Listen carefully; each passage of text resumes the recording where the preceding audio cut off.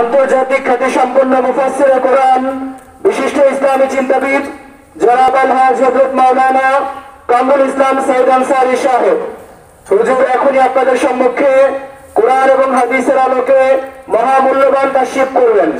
বিশেষ করে আমাদের পাশে অনেক মা বোনেরা আজকের এই ওয়াজ শুনছেন। হুজুরের মুখ থেকে তারা তাদের জিন্দেগি পরিচালনার জন্য কিছু গুরুত্বপূর্ণ নসিহত শুনবেন ইনশাআল্লাহ। আমি হুজুরকে তার মহামূল্যবান তাফসীর পেশ করার জন্য সবিনয় অনুরোধ জানাচ্ছি।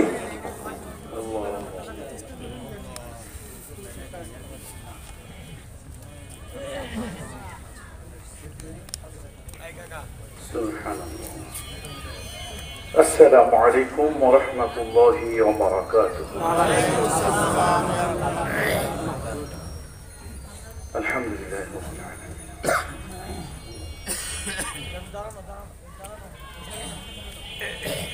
الحمد لله رب العالمين والصلاة والسلام على رسوله الأمين وعلى آله وأصحابه أجمعين. أعوذ بالله من الشيطان الرجيم. بسم الله الرحمن الرحيم. وإذا أخذنا ميثاق بني إسرائيل لا تعبدون إلا الله وبالوالدين إحسانا وذي القربى واليتامى والمساكين وقولوا للناس حسنا وأقيموا الصلاة وآتوا الزكاة ثم توليتم إلا قليلا منكم وأنتم معرضون. صدق الله المولانا العظيم. وقال الله تعالى في شان حبيبه آمرا ومخبرا إن الله وملائكته يصلون على النبي يا أيها الذين آمنوا صلوا عليه وسلموا تسليما. اللهم صل على محمد وعلى آل محمد كما صليت على إبراهيم وعلى آل إبراهيم إنك حميد مجيد. الحمد لله ثم الحمد لله وأما بعد. মাদারীপুর জেলার মাদারীপুর সদর থানার পূর্বাঞ্চলের অত্যন্ত ঐতিহ্যবাহী একটি নাম মাওলানা তেলাম হোসেন ইসলামিয়া মাদ্রাসা। এই তেলাম হোসেন ইসলামিয়া মাদ্রাসার উদ্যোগে আয়োজিত 2 দিনব্যাপী 16তম বাৎসরিক তাফসীরুল কোরআন মাহফিল। এই আজিম ও শান 2 দিনব্যাপী তাফসীরুল কোরআন মাহফিলের আজকের প্রথম দিবসের সম্মানিত সভাপতি, জাতির গর্বিত সন্তান, বীর মুক্তিযোদ্ধা জনাব আব্দুল খালেক সাহেব, আল্লাহ তাআলা তাকে দীর্ঘ সুস্থ নেখায়াত দান করুন। আমিন। মাহফিলে উপস্থিত মুআজ্জাজ মুহতারাম ওয়াজিবুল ইহতিরাম হাযরাত উলামায়ে কেরাম আইম্মাতুল মাসাজিদ, আমার সামনে উপবিষ্ট দিন প্রিয়, ধর্ম প্রিয়, ইসলাম প্রিয়, রাসূল প্রিয়, তাওহীদ প্রিয় জনতা, পর্দার আড়ালের সম্মানিতা মা ও বোনেরা, আমি সকলের প্রতি শ্রেণীর মতো আবেগ, শ্রদ্ধা, ভালোবাসা ও স্নেহ জ্ঞাপন করছি।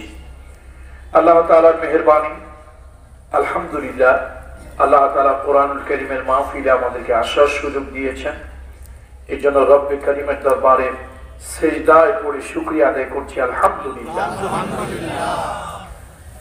মাগরিবের পর থেকে এই পর্যন্ত আলহামদুলিল্লাহ অনেক গুরুত্বপূর্ণ আলোচনা হয়েছে। হযরত মাওলানা শাহজাহান সাহেব, হযরত মাওলানা নিসারউদ্দিন সাহেব, আল্লাহ হযরত মাওলানা জিয়াউল হক সাহেব, মাশাআল্লাহ প্রত্যেকেই কথা বলেছেন। আমি একটু শারীরিকভাবে কণ্ঠের অসুস্থতায় ভুগছি হঠাৎ করে, এই জন্য আমাদের ভাতিজা মাওলানা তরিকুল ইসলাম আনসারী, তাকে নিয়ে আসলাম যে অন্তত আমার তো এই মজলিসে আমি কোনোবারই ফাঁকি দেইনি। আমি যতবার এই মঞ্চে কথা বলেছি অন্তত 2.5 ঘন্টা 2 ঘন্টার উপরেও কথা বলেছি, আলহামদুলিল্লাহ। তো আমি দেখলাম যে খুব দীর্ঘ কথা হয়তো বলতে পারবো না, এই জন্য জনগণের খোরাক কিছু মেটাতে হবে।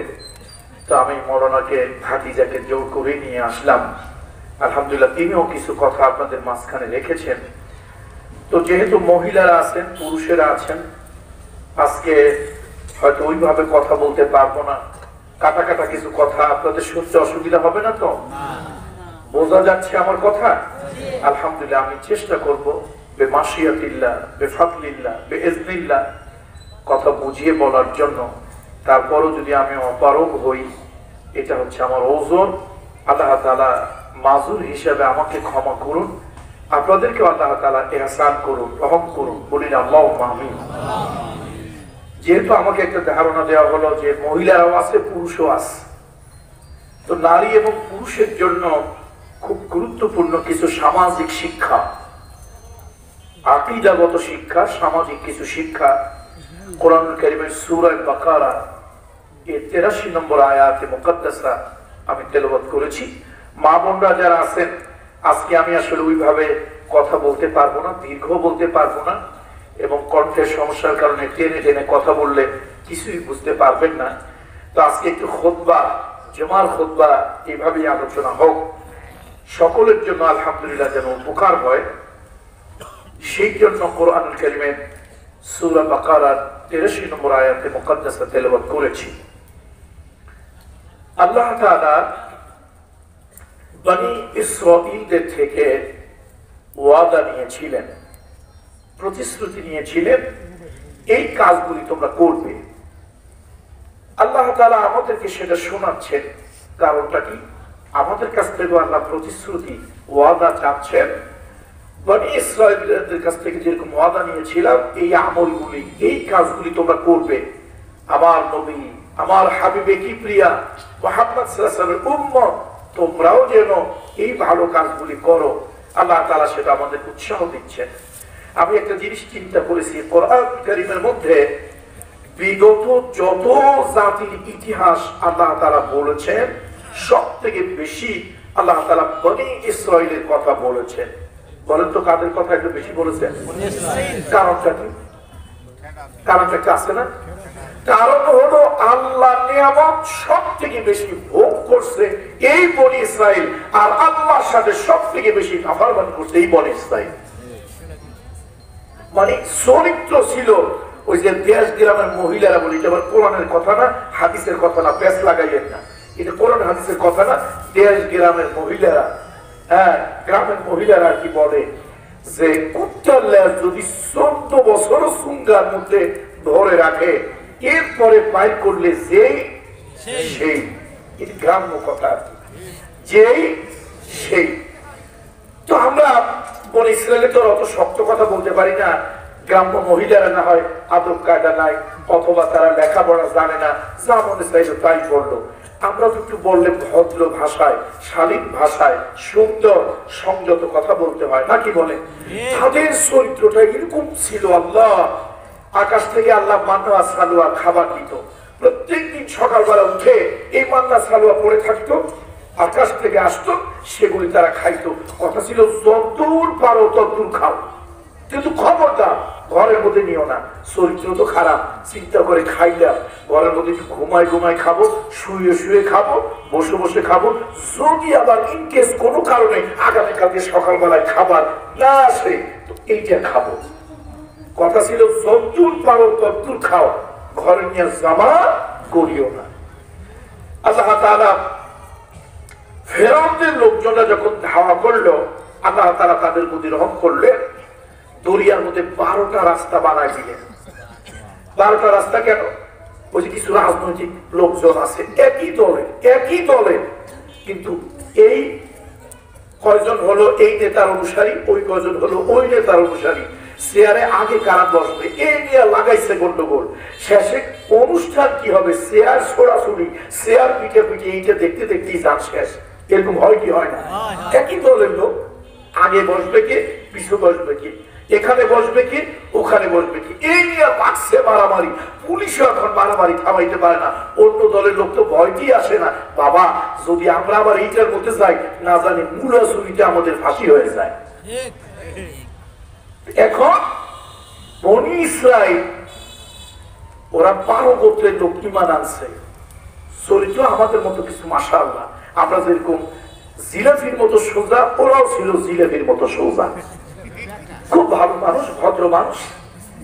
এখন 12 গোত্রের লোক ঈমান আনছে।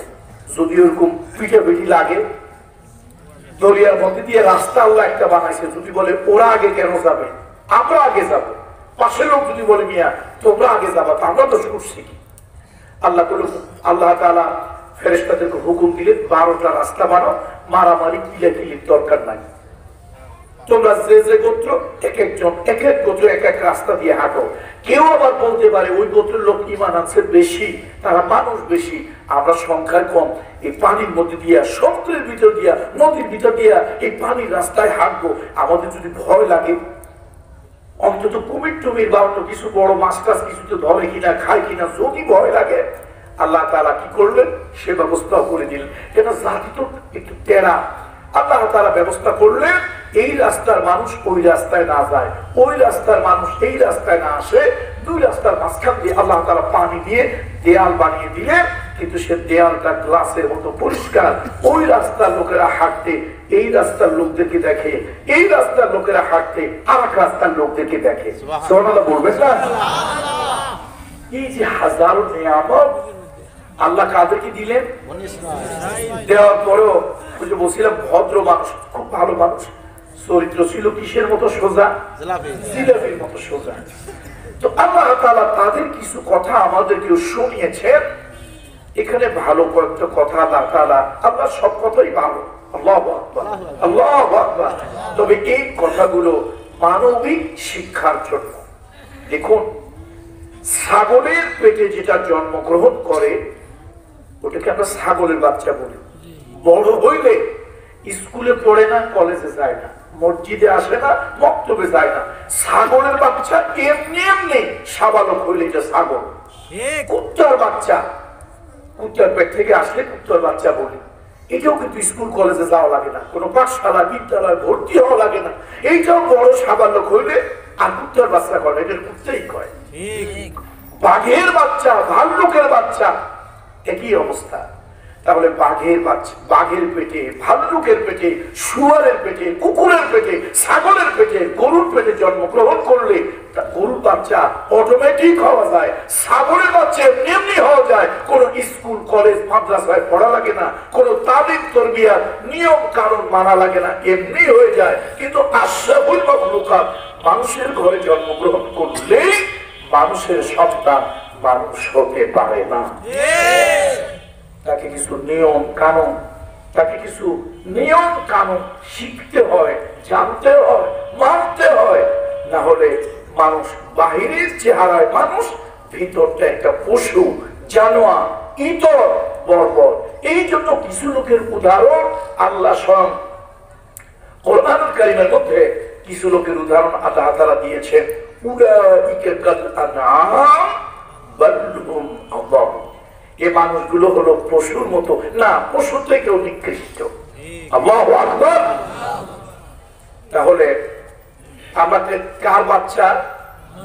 মানুষের বাচ্চা। মানুষ আমরা আলহামদুলিল্লাহ।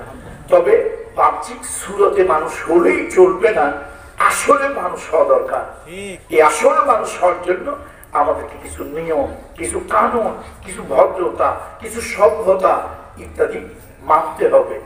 আজকে আসুন আল্লাহ তাআলা আমাদেরকে কি বলছেন, ওয়াইদ আখাযনা মিসাকা বানি ইসরাঈল। স্মরণ করো সেই সময়ের কথা যখন আমি বনি ইসরাঈলদের থেকে ওয়াদা নিলাম, প্রতিশ্রুতি নিলাম, লা তা'বুদুনা ইল্লাল্লাহ, আল্লাহ ছাড়া কারো ইবাদত, বন্দেগী, গোলামি, দাসত্ব করবে না। ওয়াবিল ওয়ালিদাইনি ইহসানা, আর মা বাপ থাকলে সে মা বাপের প্রতি ইহসান করবে, দয়া করবে, করুণা করবে, সদাচরণ করবে। ওয়াদিল কুরবা, রক্তের আত্মীয়তার হক আদায় করবে। ওয়াল ইয়াতামা, এতিমের হক আদায় করবে।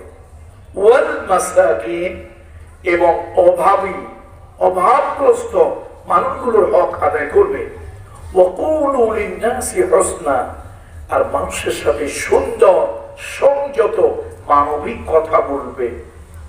ওয়া আকিমুস সালাত, নামাজটা যথাযথভাবে আদায় করবে, কায়েম করবে।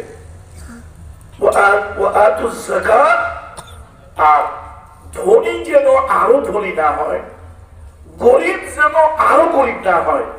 ধনী গরিবের মধ্যে একটি সমতা, একটু পারস্পরিক সেতু বন্ধন, সামাজিক সম্পর্ক তৈরির জন্য যাকাত ভিত্তিক অর্থনীতি করবে, যাকাত আদায় করবে। সুম্মা তাওয়াল্লাইতুম ইল্লা কালিলাম মিনকুম ওয়া আনতুম মু'রিদুন, অথচ তোমাদের অধিকাংশই দাম্ভিকতা, অহংকার বশত আল্লাহ এই ওয়াদা থেকে মুখ ফিরায় নিলে। তাহলে আল্লাহ তাআলা ভালো কতগুলো উপদেশ আমাদেরকে দিলেন মানুষ হওয়া, কিন্তু আমরা হইছি অমানুষ। যতই উপদেশ দেওয়া হোক, এই উপদেশ আমাদের কোনো কাজে আসে না। মা বোনরা যারা আছেন, কথা কি আমার বোঝা যাচ্ছে? আলহামদুলিল্লাহ। আমি আজকে সকালে খুব সমস্যা ছিলাম, দুপুরেও এতটুকু কথা বলতে পারছিলাম না। আসলে আলহামদুলিল্লাহ, মৌলানা তেলাওয়াত হোসেন যার স্মৃতি ধন্য এই অনুষ্ঠানটা, আমি তো অনেক বছর ধরে, আমাদের মৌলানা জিয়াউল হক সাহেব, উনি আমার আত্মীয়।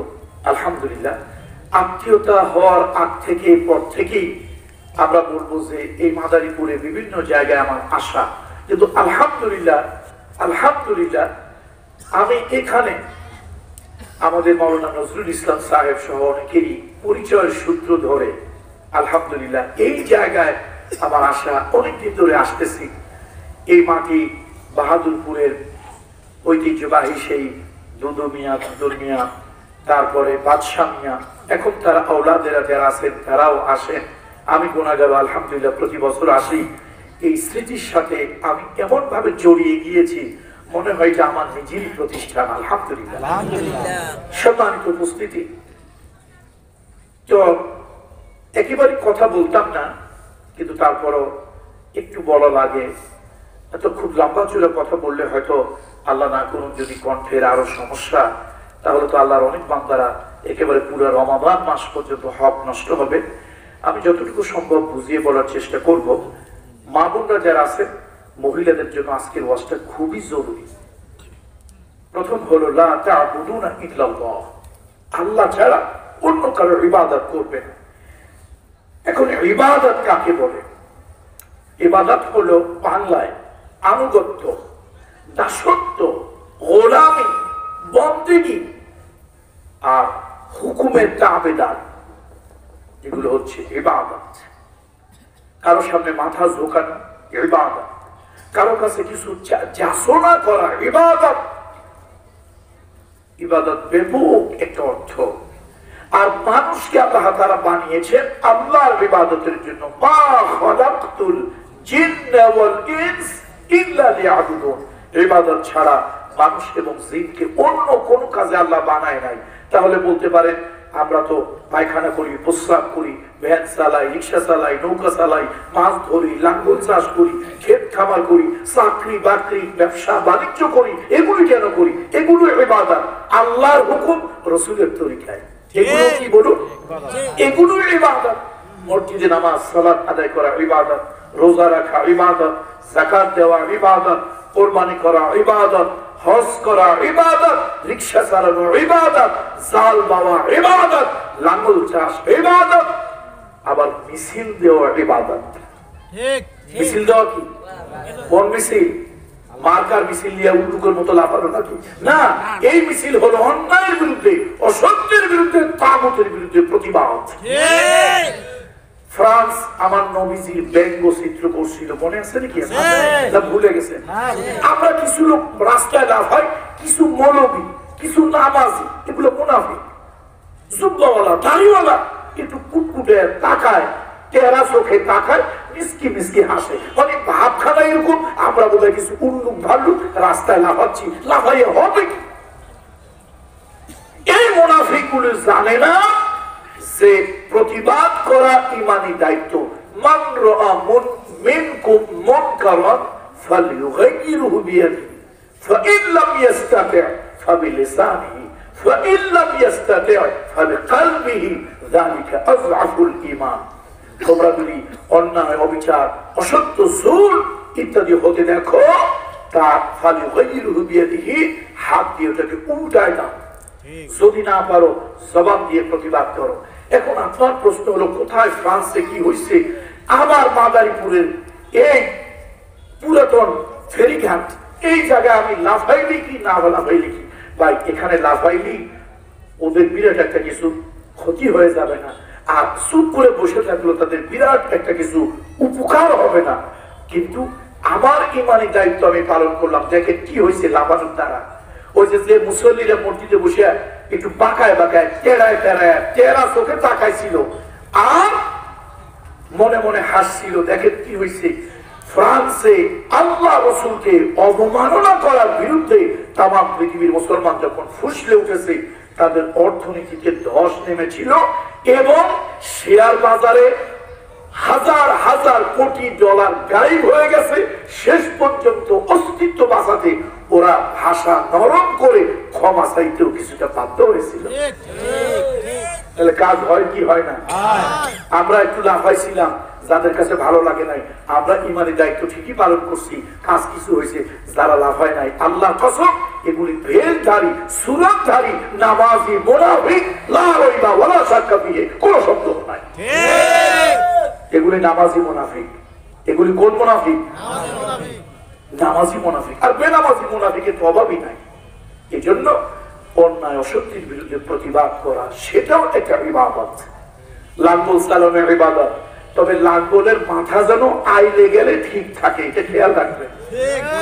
সব জায়গায় লাঙ্গলের আইল ঠিক আছে, মানে লাঙ্গলের মাথা ঠিক আছে, শুধু আইলের কাছে গেলে লাঙ্গলের মাথাটা একটু ডিস্টার্ব হয়, খালি ওই জমির দিকে একটু খোঁজা মারে, ওই জমির দিকে একটু খোঁজা মারে। এটা অন্য জায়গায় আছে, আপনাদের এলাকায় নাই।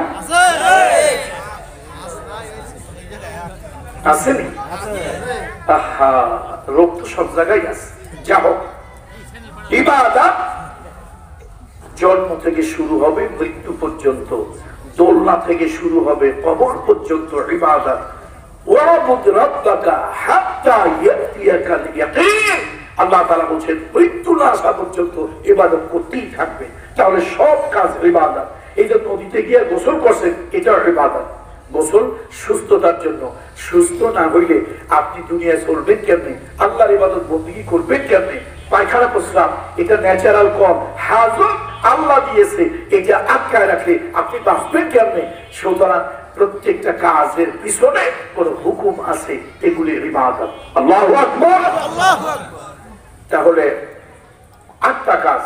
প্রথম হলো লা তা'বুদুনা ইল্লাল্লাহ, আল্লাহ ছাড়া কারো ইবাদত করিও না। এখন ইবাদতটা দুই প্রকার, একটা হচ্ছে ইবাদতে যাহিরি আর একটা হচ্ছে ইবাদতে বাতিন। যাহিরি ইবাদত হলো সালাত, যাকাত, হজ। এগুলি হচ্ছে জাহিরি ইবাদত যা দেখা যায়, আর বাতিনি ইবাদত হলো হুব্বুল্লাহ ওয়া রাসূলি, আল্লাহর ভালোবাসা, এটা বাতিনি ইবাদত। রাসূলের ভালোবাসা বাতিনি ইবাদত। আপনার সামনে কেউ আল্লাহকে গালি দিল, রাসূলকে গালি দিল, আপনার দিলের ভিতরে যদি জ্বালা পোড়া না হয়, কলজার ভিতরে জ্বালা পোড়া না হয়, রক্তের মধ্যে কষ্ট না লাগে, তাহলে বুঝতে হবে আপনি একটা ভণ্ড, প্রতারক, মিথ্যাবাদী, হিপোক্রেট, মুনাফিক মুসলমান। এটা হলো ইবাদতে বাতিন। আল্লাহকে ভালোবাসা ইবাদতে বাতিন, নবীকে ভালোবাসা ইবাদতে বাতিন। আর ইবাদতের জাহিরি হলো হজ, যাকাত, সাওম বা রোজা, এগুলি হলো জাহির। আর বাতিনি হলো আল্লাহর ভালোবাসা, রাসূলের ভালোবাসা, আর আল্লাহর আযাবের ভয় করা, খাউফুন মিন আযাবিহি, আল্লাহর আযাবের ভয় করা, এটাও কিন্তু ইবাদত। আরে আল্লাহ আমার কি আযাব দেয়, আল্লাহ আমার কি শাস্তি দেয়, আল্লাহ আমার সাথে কি এমন ব্যবহার করে, এই যে একটা ভয় ভয় দিলের মধ্যে থাকা, এটা হচ্ছে বাতিনি ইবাদত। সুবহানাল্লাহ বলবেন না? তাহলে মা বোনরা যারা আছে আল্লাহর ইবাদত করবে, আর কারোর ইবাদত করবেন না।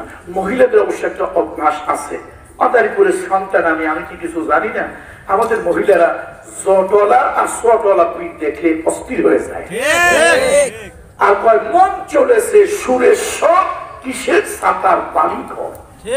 মন তো আমার এক জায়গায় দৌড় মারছে, এখন বাড়িঘর দিয়ে করবো কি, স্বামী টামী দিয়ে করবো কি? মহিলারা খালি দৌড়ায় বিভিন্ন পীরের বাড়িতে।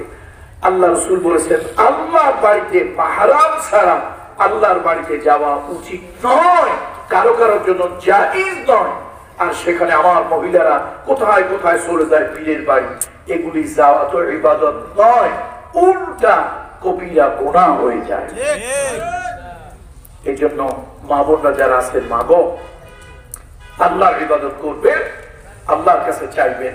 কোন মরা পীর, জেতা পীর, দেশি পীর, বিদেশি পীর, কারো কবরের কাছে আল্লাহর কাছে যেরকম যাচনা করা হয়, ওইরকম কোন যাচনা কারো কাছে করবেন না, কারো কাছে করবেন না। আদ-দুআউ হুয়াল ইবাদাহ, দোয়াটাও একটা ইবাদত। সুতরাং আল্লাহ তাআলার কাছে চাইতে হবে। রাসূলুল্লাহ বলেছেন তোমার জুতার একটা ফিতাও যদি ছিঁড়ে যায়, আল্লাহর কাছে যাও। 2 নম্বরে হলো ওয়াবিল ওয়ালিদাইনি ইহসান, মা বাবার প্রতি সদাচরণ করা। এখন প্রশ্ন হতে পারে আল্লাহর ইবাদতের পরেই মা বাবার কথা আল্লাহ তাআলা কেন বললেন? একটা প্রশ্ন হতে পারে কিনা বলেন সবাই? আমার কথা কি বোঝা যাচ্ছে নাকি বোঝা যাচ্ছে না? আলহামদুলিল্লাহ, আলহামদুলিল্লাহ। খুব ভয় ছিলাম এতটুকু বুঝাই কথা বলতে পারি কিনা। আল্লাহর মেহেরবানি, এটা নিশ্চয় মুরব্বীদের রুহানিয়াত আছে। হুজুর যে আমার পাশে বসে আছেন, আল্লাহু আকবার, অনেক বড় ওস্তাদ। এবং আমার সৌভাগ্য যে হুজুরকে আমি ওনার মতো একজন মুখলিস মানুষকে আলহামদুলিল্লাহ আমি হজ করাতে পেরেছি। আমার সাথে আমার এজেন্সিতে হুজুর হজ করেছেন, মেইনা, মুজদালিফা, আরাফাতে একসাথে থেকেছি আলহামদুলিল্লাহ। আমাদের মাওলানা নজরুল ইসলাম সাহেবের শ্বশুর, তাকেও আমি আলহামদুলিল্লাহ করিয়েছি। আমার দৃষ্টিতে খুব ভালো একজন, মানে আমলি একজন মানুষ, নরম তবিয়তের একজন আলেম।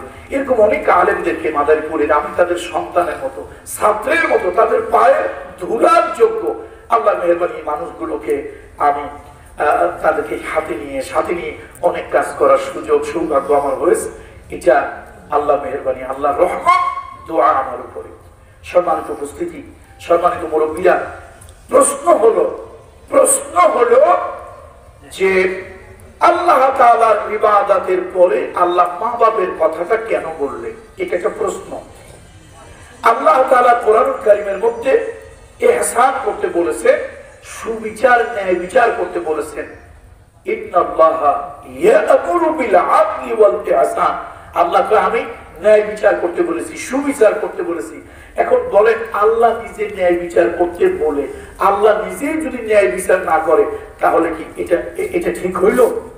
আল্লাহু আকবার বলবেন না? আল্লাহ বলেন শোনো, আমি তোমাদেরকে ভালো উপদেশ দেব, আর আমি আল্লাহ করবো না, এটা তো হয় না। আমি আল্লাহ তাআলা বান্দাকে উত্তম উপদেশ দিয়েছি, যে তোমরা ন্যায় বিচার করো, সুবিচার করো, আদল করো, আমি আল্লাহ নিজে করেছি। যে দেখুন এরপরে আল্লাহ তাআলা বললেন যাবিল কুরবা, নিকট আত্মীয়দের হক আদায় করা। মা বোনটা একবার ভালো করে শোনেন, রক্তের সম্পর্কের আত্মীয় নষ্ট হয় যতগুলি কারণ আমি দেখছি, তার মধ্যে দুইটা কারণ প্রধান। রেহেমের সম্পর্ক, রক্তের সম্পর্ক, নারীর সম্পর্ক, এটা ছিন্ন করা কবিরা গুনাহ। বলুন তো সবাই কোন গুনাহ? কবিরা গুনাহ। একটু আরো জোরে আওয়াজ দিয়ে বলুন কোন গুনাহ? কবিরা গুনাহ। নামাজ না পড়াটা কোন গুনাহ? কবিরা গুনাহ। সমর্থ থাকতে হজ না করাটা কোন গুনাহ? কবিরা গুনাহ। সমর্থ থাকতে রোজা না রাখা কোন গুনাহ? কবিরা গুনাহ। ঠিক রক্তের রেহেমের সম্পর্ক ছিন্ন করা, আত্মীয়তার বন্ধন ছিন্ন করা কবিরা গুনাহ। এটা দুইটা কারণে হয়, বলবো।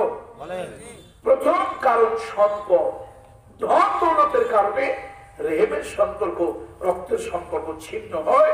দ্বিতীয় কারণ হলো ঘরের নারীর কারণে রেহেমের সম্পর্ক, রক্তের সম্পর্ক ছিন্ন হয়। এই জন্য লোকেরা বলে ভাই বড় ধন রক্তের বাঁধনে, যদিও শত্রু হয় সম্পদের কারণে। ভাই বড় ধন রক্তের বাঁধনে, যদিও দুশ্মন হয় ঘরের নারীর কারণে। আমার তো যে নামের পাশে পিসাব লেখা থাকে, কেউ পীরজাদা কেউ পিসাব লেখে, দুই জেলায়, বৃহত্তর সিলেট, বৃহত্তর চিটাগং, এই দুই অঞ্চলের লোক একটু পীর ভক্ত বেশি।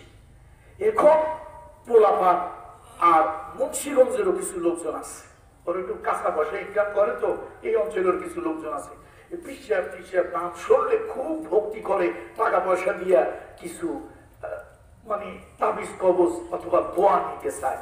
তো আমার কাছে আসে, হুজুর একটা তাবিজ দেন, মুসিবতে আসছে। তা বলি ভাই কিসের জন্য? এই ঘটনা। আচ্ছা ঠিক আছে তাবিজ দেবো মাহফিলে। সে মনে মনে ভাবছে ওই ক্যাম্পাসারেরা যেরকম বিভিন্ন ক্যাম্পাসের মধ্যে তাবিজ বেছে, হুজুরও বোধ হয় খ্রিস্টান মানুষ, এরকম বোধ হয় হয়তো মজলিসে তাবিজ দেবে, বেসবে। তো এখন বসে আসছে। আমি বললাম ভাই আপনারা অনেকে তাবিজ চাইছিলেন আমার কাছে, আচ্ছা আমি তাবিজ দিচ্ছি, শোনেন। আমি এমন তাবিজ দেব, দুনিয়া চাইবার যদি উল্টায় যায় আমার তাবিজ একবার উল্টাবে না। দুনিয়া মিথ্যা হবে, আমার তাবিজ মিথ্যা হবে না। দুনিয়া উল্টায় যেতে পারে, আমার তাবিজ উল্টাবে না। সে তাবিজটা হলো মুহাম্মদ রাসূলুল্লাহ সাল্লাল্লাহু আলাইহি ওয়াসাল্লাম বলেছেন দুইটা কাজ করলে তোমার দুইটা জিনিস হবে। দুইটা কাজ, একটা হলো রেহেমের সম্পর্ক যদি তুমি বজায় রাখো, বাবা মার সাথে যদি সুন্দর সংযত আচরণ করো, আল্লাহ তোমার দুইটা জিনিস দেবে। একটা হলো তোমার রিস্কের ভিতরে আল্লাহ বরকত পৌঁছাওয়া, বরকত দিয়ে দেবে। আর একটা হলো আল্লাহ তাআলা তোমার হায়াতের মধ্যে বরকত দিয়ে দেবে। কয় জায়গায় বরকত দেবে আল্লাহ? কিসে কিসে? রিজিকে বরকত, আর কিসে? হায়াতে বরকত। কয় কাজ করলে বলেন কি কি? একটা হলো রক্তের সম্পর্ক, রেহেমের সম্পর্ক বজায় রাখা, আর একটা কি? বাবা মেয়ের খেদমত করা। এই দুইটা কাজ রিস্ক বাড়িয়ে দেয়, এই দুইটা কাজ রিজিক বাড়িয়ে দেয়, হায়াত বাড়িয়ে দেয়। ও মহিলারা, মা গো, আপনার বাড়িতে যদি আপনার স্বামীর পক্ষের কোন রক্তের আত্মীয় স্বজন আসে, মুখটা কালো করবেন না, রাগ হবেন না, অসন্তুষ্ট হবেন না, মেজাজ দেখাইয়া ঘর বন্ধ করে বাড়ির ঘর থেকে বের হয়ে যাবেন না। বরং আলু ভর্তা, ডাল, শাক পাতা যা পারেন তাই দিয়ে মেহমানদারি করবেন আন্তরিকতার সাথে, হাসি মুখে। কে দেখতেছে বলুন তো? আল্লাহ। আপনার তৌফিক আছে আলু ভর্তা, আপনার কি গরু জবাই দিয়ে খাওয়াইতে বলছে আল্লাহ? আপনার তৌফিক আছে ছোট পুঁটি মাছ, চুচরা মাছ, আল্লাহ তো কয় নাই খাসি একটা জবা করে খাওয়া। আপনার যা তৌফিক আছে তাই খাওয়ার, তবে আচারটা, ব্যবহারটা, আন্তরিকতা, মহামেলাটা একটু সুন্দর করেন, হাসি মুখে করেন। এটি কি করা সম্ভব না অসম্ভব? সম্ভব। মেহমান আসে রহমত আর বরকত নিয়ে, বাড়ি থেকে যখন যায় বাড়িওয়ালার জন্য রহমত আর বরকত রেখে যায়। তাহলে আত্মীয়তার সম্পর্ক রক্ষা করা। এবার সহিহ বুখারীর একটা অল্প একটু কথা আপনাদেরকে শোনাচ্ছি। কোন জায়গা থেকে বলেন তো? সহিহ বুখারী থেকে অল্প একটু কথা শোনাচ্ছি। মুহাম্মদ সাল্লাল্লাহু আলাইহি ওয়াসাল্লাম জিবরাইলকে দেখে একটু ঘাবড়ে গিয়েছিলেন। তখন নবীর বয়স কত? 40 বছর 6 মাস। প্রথম 6 মাস ওহী আসছে স্বপ্নের মাধ্যমে। এরপরে নবীর ভয় ভাঙানোর জন্য জিবরাইল আমিন ওই গাড়ে হেরা আসছে। ভয় ভাঙানোর জন্য কেন? অন্যান্য নবীদের কাছে জিবরাইল আসছে 1 বার, 2 বার, 3 বার, 5 বার, 10 বার। একমাত্র নবী মুহাম্মদ রাসূলুল্লাহ সাল্লাল্লাহু আলাইহি ওয়াসাল্লামের কাছে 23 বছরের নবুয়তের জীবনে জিবরাইল আসছে কম করে হলো 24,000 বার। সুবহানাল্লাহ। কতবার আসছে? 24,000 বার। কার কাছে? আল্লাহ সুবহানাল্লাহ বলবেন না কেউ?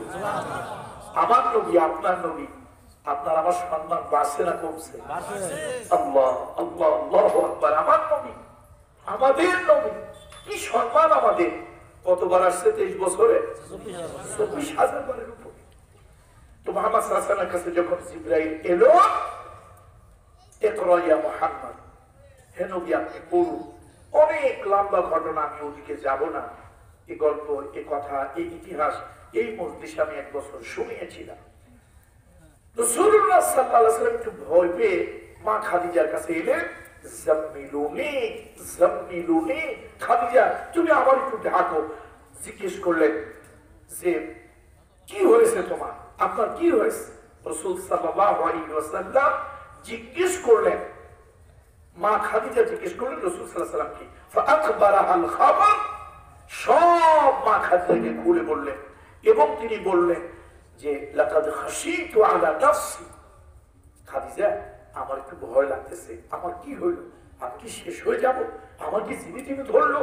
আমার কি কোনো ক্ষতি হবে? আমার কি কোনো অসুবিধা হবে? লাকাদ খাশিতু আলা নাফসি, সহিহ বুখারীর কথা। এটা আমার বাপের বানানো কিসসা না। আমাদের তো অনেক পিসের হুজুররা আছে, স্টেজে আসলেন, আপনারাও এমন হুজুরদেরকে দাওয়াত দেন, হুজুররা আসলেই বাবা হুজুরের কথা 1 ঘন্টা, দাদা হুজুরের কথা আধা ঘন্টা। আরে বেটা, আল্লাহর কথা, রাসূলের কথা, কোরআন হাদিসের কথা শুনেই তো সময় পাই না। তোর বাবা হুজুর, দাদা হুজুরের কথা শোনা সময় কি আছে না? ওগুলোর পেন নাই। ভাবতে কথা শুনবো কোরআন আর হাদিসের কথা, ঠিক আছে বলুন? বন্ধুরা আমার, সহিহ বুখারীর কথা বলতেছে। রাসূল সাল্লাল্লাহু আলাইহি ওয়াসাল্লাম মা খাদিজাকে বলছেন লাকাদ খাশিতু আলা নাফসি, আমি আমার ব্যাপারে ভয় পাচ্ছি। এখন মা খাদিজা কি বলতেছেন শুনেন। মা খাদিজা বলতেছে মুহাম্মদ রাসূলুল্লাহ সাল্লাল্লাহু আলাইহি ওয়াসাল্লাম মুহাম্মদ فقالت له خديجة كلا أبشر فوالله لا يخزيك الله أبدا। হে মুহাম্মদ সাল্লাল্লাহু আলাইহি ওয়াসাল্লাম, মহিলারা একটু নরম হয়, মাঝে মাঝে মাশাআল্লাহ গরম হয়। আমার মা খাদিজা গরম হলে রাসূলুল্লাহর হাতটা ধরলেন, বললেন হে মুহাম্মদ ভয় পাবেন না, বললো আবশির, সুসংবাদ নেন, ধৈর্য ধারণ করুন, ভয় পাবেন না। লা ইউযিকাল্লাহু আবাদা, আল্লাহ তাআলা কখনো আপনাকে লাঞ্ছিত, অপমানিত, অসম্মান, অপদস্থ আল্লাহ করবেন না। আপনি যা দেখেছেন জিন নয়, ভূত নয়, পেট নয়, খারাপ নয়, মাথা খারাপ হয় নাই, মস্তিষ্ক বিকৃত হয় নাই, এটা নিশ্চয় কোন কারণ আছে। শোনেন, ইন্নাকা লা তাসিলুর রাহিমা, হে মুহাম্মদ আপনি রেহেমের সম্পর্ক, রক্তের সম্পর্ক, আত্মীয়তার সম্পর্ক বজায় রাখেন। প্রথম কি কথাটা বলছেন দেখেন, প্রথম হলো ইন্নাকা লা তাসিলুর রাহিমা, আপনি রেহেমের সম্পর্ক বজায় রাখেন। ওয়া তাহমিলুল কাল্লা, এতিম, অনাথ, বিধবা, এদের দায়িত্ব আপনার কাঁধে তুলে নেন। আজকে আমার দেশের নেতা হইতে গেলে লাঠি জোরকার, অমুকের নেতা না, ওরে বানানো যাবে না, ওই অমুকের বানা, ওর লাঠি জোর বেশি।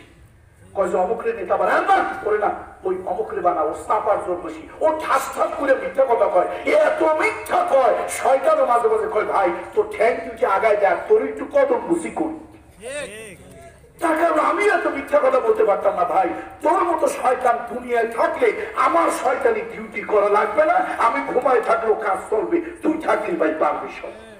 তোর ঠ্যাং তুই আগায় দে, আমি একটু কদম বুঝি করি, একটু তোর সালাম করি, পাও আগায় দে। মুহাম্মদ সাল্লাল্লাহু আলাইহি ওয়াসাল্লাম নবী, আপনারা শুনতেছেন তো কথা, সহিহ বুখারীর বর্ণনা। মা খাদিজা একবারও বলে না, এ মুহাম্মদ তোমার তো বক্তৃতার জোর, মাশাআল্লাহ, তুমি তো সুন্দর সুন্দর কথা বলতে পারো, তোমার তো অনেক ভাষা শৈলী অনেক সুন্দর, এই কথা একবারও বলে নাই। তোমার চেহারাটা ভালো, এই কথা বলে নাই। তোমার বংশ ভালো, এই কথা বলে নাই।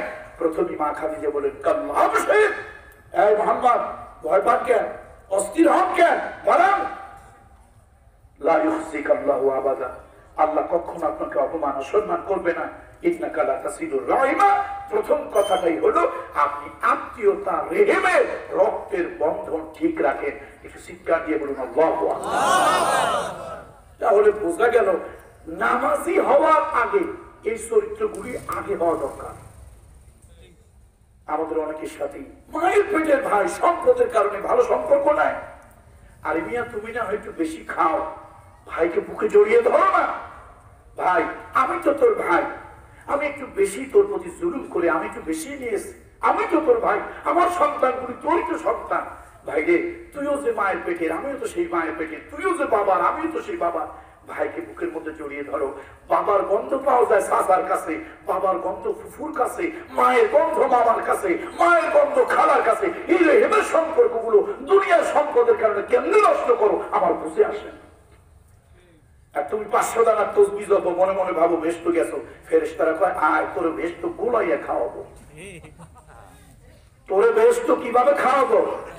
আমি জানি অনেকে আমার উপর একটু রাগ হচ্ছে নাকি। এই সাবজেক্টে ওয়াজ করলে গ্রামের মানুষ খুশি হয় না, গ্রামের রোগগুলো আছে। কি রাগ করতেছেন আপনারা? আচ্ছা বলেন তো, ক্যান্সারের জাল, তাগা পড়া, সুতা পড়া, পানি পড়া, এগুলো তো যায়। আশ্চর্য মলম দৌড়লে যায়। তো ক্যান্সারের জাল কেমনে যায় হইতে হয়? অপারেশন করতে হয়, কাটতে হয়, শিখতে হয়, ফাটতে হয়, ব্যথা দিতে হয়। এই ওয়াজ করলে অনেক মুরব্বীরা দেখবেন উঠে উঠে চলে যায়। তার কারণ রোগ তার ভিতরে আছে, ওই যে ছুরি দিয়ে পোষ দিছি তার একটু কষ্ট লাগতেছে। এই জন্য অনেকের কাছে এটা খারাপ লাগবে, আমি বুঝি, কিন্তু কোরআন হাদিসের কথা আমার জন্য নয়। আমি কি আপনার এলাকায় নির্বাচন করতে আসবো? তো কি জন্য বলতেছি? আপনার ব্যথা আমি কেন দিতে চাই? ব্যথা দিতে চাই ঈমান শুধরানোর জন্য, লিওয়াজহিল্লাহ, আল্লাহর জন্য। যাও, রক্তের রেহেমের সম্পর্ক ছিন্ন করবেন না প্লিজ। কিয়ামতের ময়দানে এগুলো অনেক মূল্য হবে, অনেক দাম হবে। এগুলো একটু ভালো কাজ, এগুলি ভালো কাজ। রাসূল সাল্লাল্লাহু আলাইহি ওয়াসাল্লাম উকবা ইবনে আমিরকে বলেছিলেন, উকবা আলা আখবিরুকা বিআফদালি আখলাকিদ দুনিয়া ওয়াল আখিরা। ও উকবা, আমি কি তোমার ভালো মানবিক গুণ? বড় একটা সুন্দর লাগাইলে মানুষ ভালো হয় না, হাজার হাজার টাকা দান করলে মানুষ ভালো হয় না, বড় একটা মাইক নিয়ে লেকচার দিলেই মানুষ ভালো হয় না। আল্লাহ নবী বলছেন ভালো মানুষের 3টা গুণ তোমাকে বলবো। ইয়া রাসূলুল্লাহ বলেন, তাসিল মান কাতা ওয়া তুতি মান হারামা ওয়া তুফু আম্মান সালামা। উকবা 3টা কাজ যে করে, 3টা কাজ যার মধ্যে আছে তার দুনিয়ার শ্রেষ্ঠ চরিত্র আর আখিরাতে তার আমলের শ্রেষ্ঠ সওয়াব। চিৎকার দিয়ে বলুন আল্লাহু আকবার। কয়টা কাজ? 3টা। কে বলতেছে? রাসূলুল্লাহ সাল্লাল্লাহু আলাইহি ওয়াসাল্লাম। তাসফির মান কাতা, তোমার সাথে যে সম্পর্ক ছিন্ন করেছে তুমি তার সাথে সম্পর্ক জোড়া লাগাও। ও তুতি মান হারামা, তোমাকে যে দেয় নাই, তোমার বাচ্চার অসুখ 200 টাকার জন্য একজনের কাছে হাত পেতেছিলে, দেওয়ার মতো ক্ষমতা ছিল, দেয় নাই। তোমার ঘরে সকালবেলা খাবার নাই, দুপুরবেলা রান্না হবে না, 2 কেজি চাল চেয়েছিলা, নাফরমান বেঈমান, দেওয়ার ক্ষমতা ছিল, দেয় নাই। এমন নিমক হারাম কিছু আত্মীয়, এমন নিমক হারাম কিছু প্রতিবেশী, এবং নিমক হারাম কিছু চেনা জানা মানুষ আছে না নাই? যদি না থাকে সেটা আলাদা। আল্লাহকে এগুলো দেখে না, না জানে না? আল্লাহ তো বলে নাই যে সব দিয়ে দাও, সামান্য কিছু দেওয়ার মতো ছিল, দেয় নাই। না বলেছে রহমতের নবী কয়, শোনো, তুমি উত্তম মানুষ যদি হতে চাও, দুনিয়ার উত্তম চরিত্র যদি অর্জন করতে চাও, তাহলে অত্রতি মান হারামা, তোমাকে একদিন যে দেয় নাই, বঞ্চিত করেছে, না বলেছে, মুখের উপরে দরজাটা বন্ধ করে দিয়েছে, আজকে তোমার কাছে হাত পেতেছে, তুমি তার সাধ্য অনুযায়ী ফিরাই দিও না, ওই দিনের কথা স্মরণ করে না বলিও না। অত্রতি মান হারামা, তোমাকে যে বঞ্চিত করেছে, পারলে কিছু না কিছু তার হাতে দাও, পারলে কিছু না কিছু তার হাতে। কে বলেছে? না, রহমতের নবী। নবী যেরকম কথা ওরকম। আর তোমার সাথে তোমাকে যে জুলুম করেছে, 2টা কারণে মানুষ জুলুম করে। টাকাওয়ালারা গরিবের উপর জুলুম করে, ক্ষমতাওয়ালারা ক্ষমতার হীন মানুষের উপর জুলুম করে। কথা ঠিক কিনা বলুন? পৃথিবীতে হাজার হাজার বছরের ইতিহাস, ক্ষমতায় যারা থাকে তারা মিথ্যা মামলা দেয়, চাষের উপরে রাখে, ক্ষমতার শেয়ার দীর্ঘায়িত করার জন্য মানুষকে বিভিন্ন ধরনের পেরেশানি করে তাদেরকে একেবারে ছিন্ন ভিন্ন করে দেয়। আর টাকাওয়ালারা সব দিন গরিব মানুষের সম্পদের উপরে কুদৃষ্টি পড়ে, তাদেরকে গ্রাস করে খাওয়ার জন্য তাদের প্রতি জুলম করে। আল্লাহ নবী বলেছেন, এই যে ওয়াতরফু আম্মান যালামা, কেউ যদি তোমার উপরে জুলম করে, পারলে তুমি তাকে কি করে দাও? ক্ষমা করে দাও। যাও, আল্লাহ তাআলা আমাদেরকে এই সম্পর্কগুলো বজায় রাখার তৌফিক দান করুন। এতিমের উপরে এতিমের হক আদায় করা, সেদিন একটা হাদিসের মধ্যে পড়লাম যে আগে আমি জানতাম এতিমের মাথায় হাত বুলিয়ে দিলে আল্লাহ তাআলা তার মাথায় যতগুলো চুল ওই পরিমাণে নেকি দেয়। সেদিন একটা হাদিসের মধ্যে দেখলাম এতিমের মাথায় কেউ যদি আবেগ নিয়ে দরদ নিয়ে হাত বুলায়, আল্লাহ তাআলা রহমতের হাত ওই বান্দার উপরে আল্লাহ উঠায় দেয়। তাহলে এতিমের সাথে সুন্দর সদাচরণ, ভালো ব্যবহার, মিসকিন গরিব যারা অভাবী তাদেরকে খুঁজে খুঁজে বের করে সাধ্য অনুযায়ী কিছু সাহায্য দেওয়া, ওয়াকুলু লিন-নাসি হুসনা, মানুষের সাথে ভালো কথা বলা, ভালো ব্যবহার করা। আচ্ছা, একটা কঠিন কথা কি বলবো? রাগ করবেন না? দিলে আঘাত লাগলে আমারে মাফ করে দিবেন? দিবেন তো? অনেক নামাজি মুরব্বী লোকেরা আছেন, বাবাজি মাফ করে দিন, আমারে পায়ে ধরে মাফ অনুরোধ করলাম, মাফ করে দিন। মুরা হয়েছেন, মুরব্বী হয়েছেন, আচার ব্যবহারটা একটা আস্ত খাটাসের মতো। এরকম কিছু লোকজন আছে কি নাই? ওয়াকুলু লিন-নাসি হুসনা, আমার কথা না, 2 নম্বর সূরা বাকারা আয়াত নম্বর 83। এখানে একটা বিশ্রামের ছেলে আন্দাজে মুখে দিয়ে কিছু কথা বলে গেল, বাবা হুজুরের কিচ্ছা আমি বলি না, কোরআনের কথা, 83 নম্বর আয়াত, 2 নম্বর সূরা, সূরা বাকারা। ওয়াকুলু লিন-নাসি হুসনা, মানুষের সাথে মানবিক কথা, সুন্দর কথা, ভালো কথা, কল্যাণময় কথা বলো। হিন্দু হোক, বৌদ্ধ হোক, আওয়ামী লীগ হোক, বিএনপি হোক, জাসদ হোক, জামাত হোক, হেফাজত হোক, তরিকত হোক, তাবলীগ হোক, কালো হোক, ফর্সা হোক, যেই হোক না কেন, মানুষের সাথে মানবিক কথা বলো। কোন কথা? আর আমরা বলি খাটাসের মতো কথা। আচার ব্যবহারটা আস্ত একটা খাটাস, একটা পশু। পশুর মতো হতে বলছে না মানুষের মতো হতে বলছে? কে বলেছে? রাসূলুল্লাহ সাল্লাল্লাহু আলাইহি ওয়াসাল্লাম বলেছে, আল্লাহ ওয়াকুলু লিন-নাসি হুসনা, মানুষের সাথে সুন্দর সংযত বিনম্র ভালো কথা বলো। এরপরে সালাত কায়েম করো, যাকাত আদায় করো। নামাজ, সবাই যদি আমরা নামাজ পড়ি, নামাজ কায়েম করি, ইন্নাস সালাতা তানহা আনিল ফাহশাই ওয়াল মুনকার, নামাজ নামাজিকে সকল প্রকারের খারাপ কাজ থেকে বিরত রাখবে। আর যাকাত যদি দেশে চালু হয়ে যায়, ধনী আরো ধনী হবে, গরিব আরো গরিব হবে। এমনটি নয়, ধনী এবং গরিবের মধ্যে একটা সমতা আসবে। আল্লাহ তাআলা ধনীকে বললেন, ধনী হালাল পথে ইনকাম করো, যা মনে হয় তাই খাও, হালাল জিনিস খাও, বউকে বাল বাচ্চাকে খাওয়াও, আনন্দ ফুর্তি জায়েজ তরিকায় যা আছে করো। বছর শেষে 40 টাকা জমা থাকলে 1 টাকা আমি আল্লাহর জন্য গরিব মিসকিনকে দিয়ে দাও। দয়া করে নয়, অনুগ্রহ করে নয়, করুণা করে নয়, এটা আমার বিধান, গরিবের অধিকার। এটি গরিবের কি অধিকার, দিয়ে দাও। তাহলে বড় লোক আরো বড় লোক হবে না। আগে শুনছি আঙ্গুল ফুলে কলা গাছ হয়, এখন যুগ জমানা পাল্টাইছে, এখন আর আঙ্গুল ফুলে কলা গাছ হয় না, বট গাছ হয়। অবৈধ পয়সায় ইনকাম করে আঙ্গুল ফুলে কি হয়? বট গাছ হয়। দেখেন না কত মানুষ অবৈধ পয়সা দিয়ে কত কিছু করে ফেললো, আর কিছু মানুষ শুধু টাকায় টাকায় দিনের মতো দেখে। অনেক ঘটনা, অনেক কিছু আছে। সুতরাং আসুন, যাকাত অর্থনৈতিক ভারসাম্য ঠিক রেখেছে, গরিবকে টেনে উঁচু করেছে, বড় লোকের লাগাম ধরে একটু দাঁড় করিয়ে দিয়েছে। তুমি যদি বেশি বড় লোক হয়ে যাও, স্বেচ্ছাচারী হয়ে যাবে, বেশি বড় লোক হও দাম্ভিক হয়ে যাবে, বেশি বড় লোক হও অহংকারী হয়ে যাবে, বেশি বড় লোক হও জালিম হয়ে যাবে। তুমি হক পথে ইনকাম করো, বৈধ পন্থায় খরচ করো। লিল্লাহি মা ফিস সামাওয়াতি ওয়া মা ফিল আরদ, আকাশ এবং জমিনে যা সম্পদ সব আল্লাহ। আল্লাহর সম্পদ থেকে হালালটা খাও, হালালটা ইনকাম করো, হালাল পথে চলো, হালালকে হালাল জানো, হারামকে হারাম জানো। সব কিছুর পরে যা থাকে 40 ভাগের 1 ভাগ, 100 ভাগের 2.5 ভাগ গরিব দুঃখীকে স্বচ্ছন্দে দিয়ে দাও। এটা অনুগ্রহ, করুণা, দয়া, দাক্ষিণ্য, এটা না, এটা তার অধিকার, দিয়ে দাও। আল্লাহ তাআলা এই 8টা কাজ আমাদেরকে ভালোভাবে করার তৌফিক দান করুন। আমি আসলে টের পাই নাই যে আমার মামা ওইখানে এত সুন্দর, আপনারা এই ঐতিহ্যবাহী ফ্যামিলি, এই ঐতিহ্যবাহী বাড়ি, এরা যে এত সুন্দর একটা মসজিদ। আসলে এই ভাঙা মসজিদটা তেলাম হোসেন রহমতুল্লাহ আলাইহির নামে এই মাদ্রাসা মাদ্রাসা যত ছোট হোক, মাশাআল্লাহ নামটা কিন্তু অনেক বড় ছড়াই গেছে, কি বলেন ঠিক না? এতটুকু একটা